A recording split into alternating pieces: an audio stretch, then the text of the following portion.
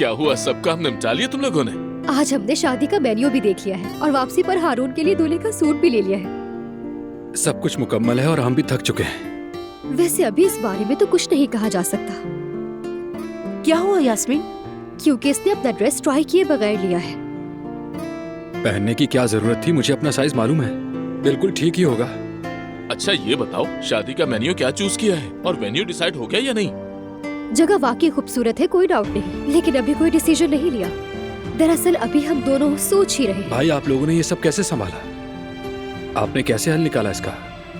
अरे मेरे भाई, हम एक दूसरे को बहुत अच्छी तरह जानते थे। क्या पसंद है क्या नहीं है सब मालूम था, और हम एक दूसरे के फैसलों पर भरोसा भी करते थे। हाँ बिल्कुल ऐसा ही है, लेकिन पता है कभी कभी इंसान वक्त के साथ बदल भी जाया करते हैं। बदल जाता है? क्या मतलब है भाभी इसका? मेरा मतलब है कि बस तुम दोनों एक दूसरे से यूं ही मोहब्बत करते रहो, यही काफी होना चाहिए। तुमने ये क्यों कर दिया, वो क्यों कर दिया, ये सब फजूल है। असल बात तो होती है मोहब्बत, जो कायम रहे, समझे? अच्छा खैर, मैं अपना बचा हुआ काम कर लेती हूँ।